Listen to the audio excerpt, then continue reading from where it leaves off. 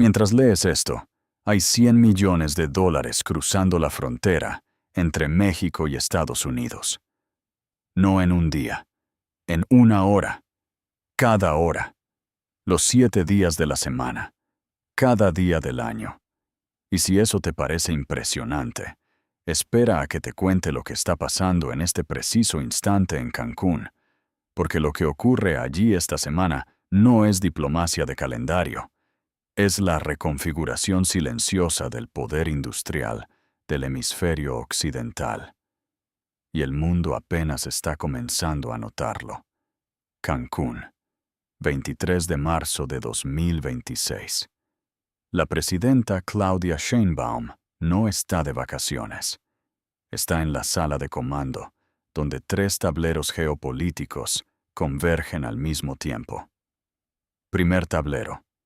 Su canciller, Marcelo Ebrard, acaba de sentarse en Washington con Jameson Greer, representante comercial de Estados Unidos, para iniciar las negociaciones técnicas de la revisión del TEMEC, el tratado que representa el 30% de la economía mundial y 500 millones de consumidores. Segundo tablero. El presidente de Alemania, Frank-Walter Steinmeier, acaba de aterrizar en Cancún. No como turista, como negociador con una agenda comercial precisa y plazos que no se pueden extender. Tercer tablero. En el Senado mexicano avanza el Plan B constitucional, mientras en la Convención Bancaria número 89 se define el modelo financiero que determinará si México puede absorber la oleada industrial que el mundo le está enviando. 3 tableros. Una sola estratega moviendo todas las piezas en paralelo.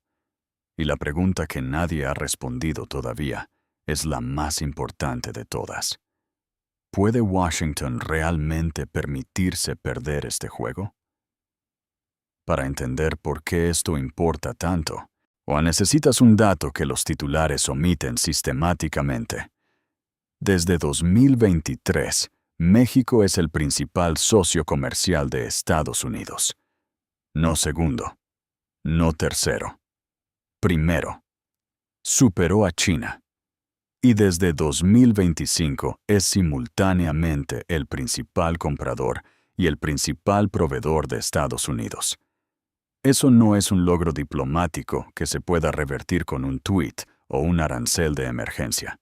Es un hecho estructural.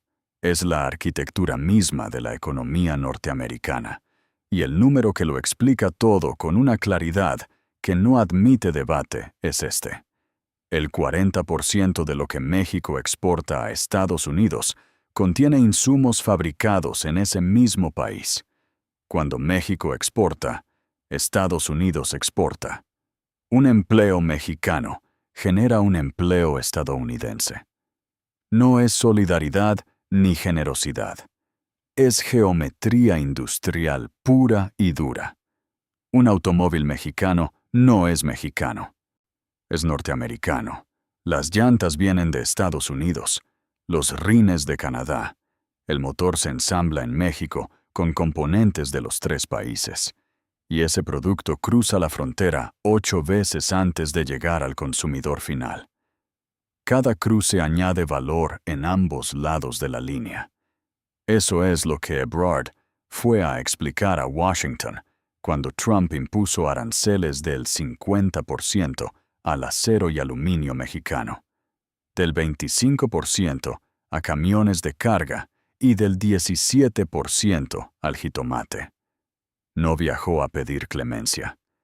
Viajó a demostrar con datos concretos que esos aranceles no protegen empleos estadounidenses.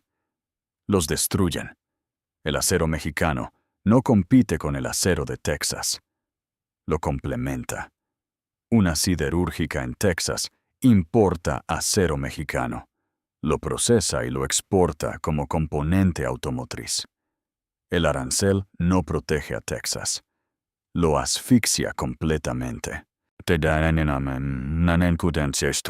Y los números en el propio mercado laboral estadounidense ya empiezan a reflejarlo en tiempo real. Y aquí es donde el tablero se vuelve más interesante todavía. Washington habla de reglas de origen como si fueran una concesión que le hace a México. La postura mexicana está respaldada por datos de 2.900 empresarios de 40 sectores productivos consultados, todos coincidentes en que el tratado ha generado beneficios para las tres naciones. En el sector automotriz, el umbral de contenido regional ya es del 75%. Washington quiere elevarlo más. México pide flexibilidad porque hay componentes que simplemente no existen en el continente americano. Los semiconductores avanzados vienen de Taiwán. Las baterías de litio vienen de China. Si las reglas de origen son demasiado estrictas, la producción no regresa a Estados Unidos. Se queda en Asia. Y aquí es donde el nearshoring se convierte en arma geopolítica real. Estados Unidos depende de Asia para el 97% del empaquetado y prueba de semiconductores. Esos wafers viajan a Asia, se procesan allá y regresan con un costo logístico astronómico y un riesgo geopolítico estructural que Washington ya no puede ignorar.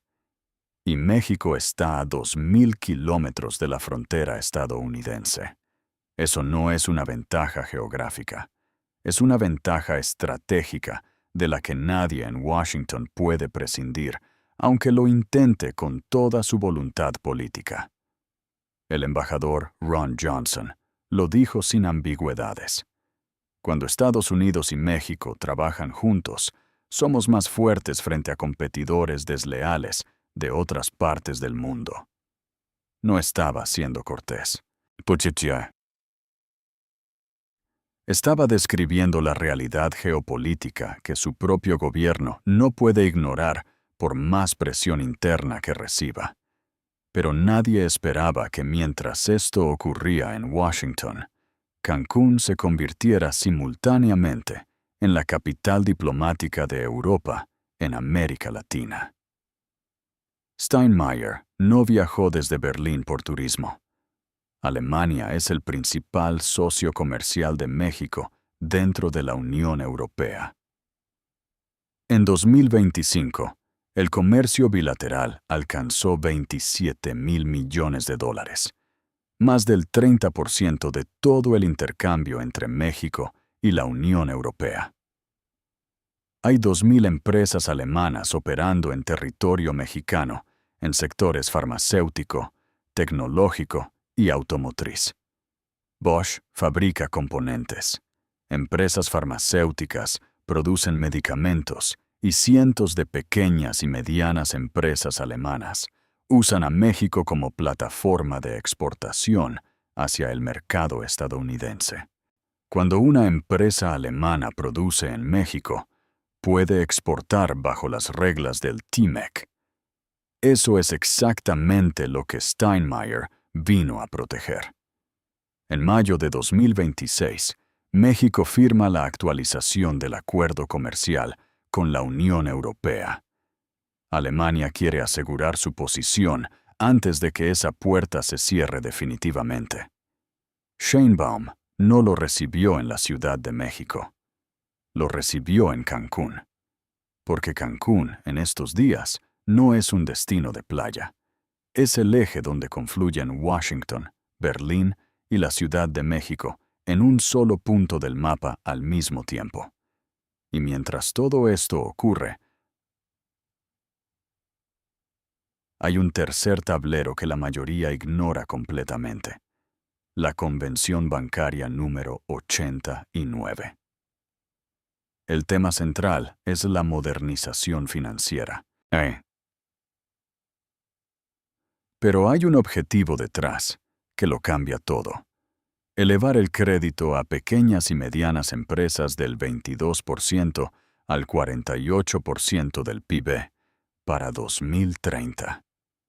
Imagina esto.